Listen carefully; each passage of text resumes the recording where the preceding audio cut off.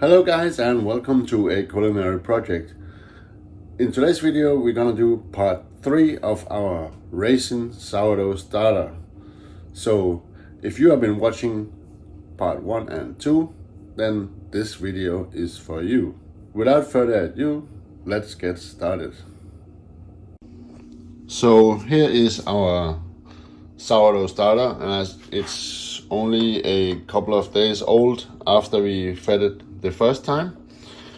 First we soaked the raisins and left them in the water for 3 days, and 2 days ago I fed the sourdough starter for the first time, and this is what it looks like now.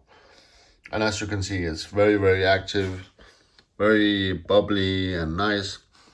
It has a fruity smell to it from the raisins, and that's exactly what we want. But this sourdough starter is not ready for baking yet. It still needs to be fed a few times, and it needs to stabilize, and it needs to ferment. Because basically what we have here is just some water and some wet flour and then some yeast activity. It's not very sour yet, so it still needs some days to ferment and stabilize. So let me show you how to feed your sourdough starter at this stage. So take your sourdough starter, and now we're gonna discard most of it.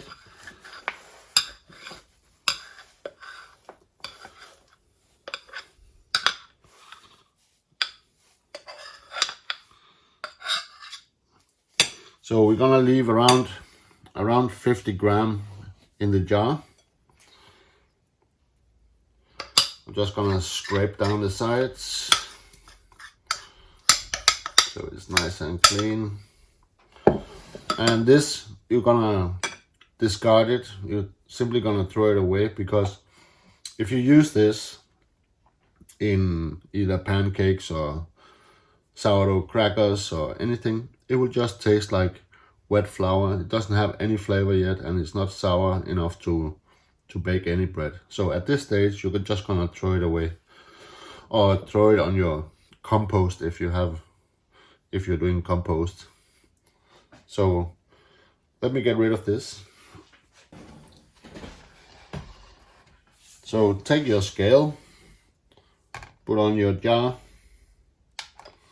take 100 grams of water, and remember we have our 50 grams of sourdough starter in there. And as we did with the first feeding, we're gonna put 70 grams of strong bread flour, and then we're gonna put 30 grams of whole wheat flour, and then we give this a good mix.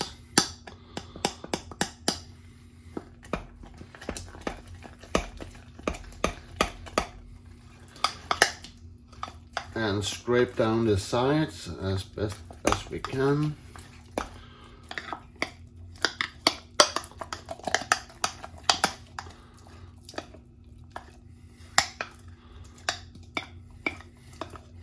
And if you feel like it's too much flour to throw away every day for the next 4 or 5 days, then you can obviously do a smaller portion, and then you can bulk it up when you want to bake with it.